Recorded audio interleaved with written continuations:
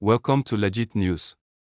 650,000 barrels were waiting for us every day.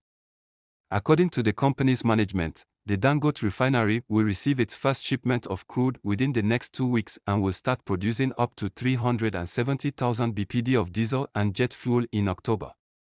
Divakuma Edwin, the company's group executive director, who is in charge of the $19.5 billion facility, spoke with S&P Global Commodity Insights about a detailed production schedule, the flow of crude and products, and a long list of challenges and setbacks the project has faced since it was first proposed in 2013.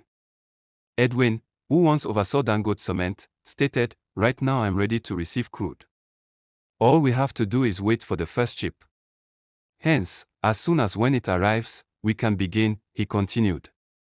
Nigeria, the largest producer in Africa, now imports all of its refined goods. Therefore, Dangote wants to make Nigeria self-sufficient in fuels and yet have plenty left over for sale.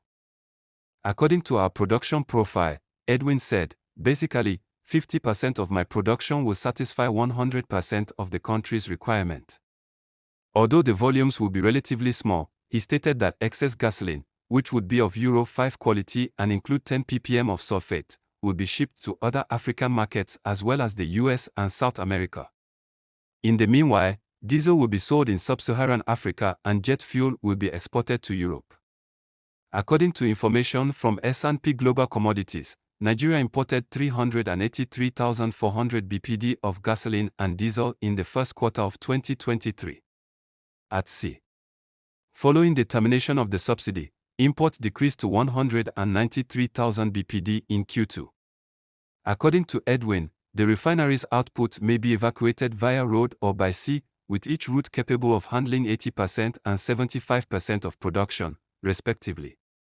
Concern about pipeline theft and vandalism in Nigeria in recent years, which, according to NNPC, is stealing 400,000 bpd of petroleum, Dangote's only pipelines connect was abandoned after potentially disastrous political influence in a free zone in Ogun State, he claimed.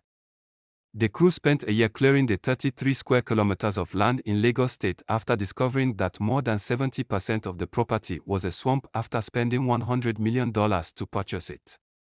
Dangote then spent $50 million raising the ground by 1.5 meters in order to prevent increasing sea levels from claiming the land within the following 70 years.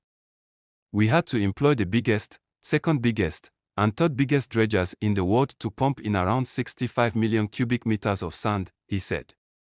Because it lacked the infrastructure to assemble equipment, the firm also had to build a port that could accept very large built equipment. Additionally, the firm is enlarging the route that leads from the refinery to the freeway. According to Edwin, the project is 70% finished.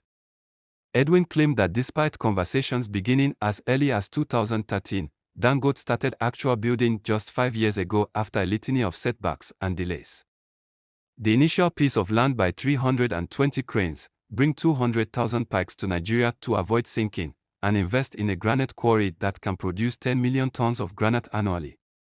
In the end, Edwin added, the delays were a blessing because we had time to increase the capacity of the refinery and improve efficiencies in the design. The project that would be the largest single-train refinery in the world originally called for 300,000 bpd, Edwin continued. The refinery will create a consistent supply of environmentally friendly, refined products and bring a huge amount of foreign exchange into the country, according to Edwin, who joined the Dangote Group in 1992. In import-dependent West Africa, where Nigeria's recently eliminated fuel subsidy established a booming black market for gasoline amid a fuel supply crisis, it will also help. Price changes were noticed in the report. Kindly follow, like, and subscribe.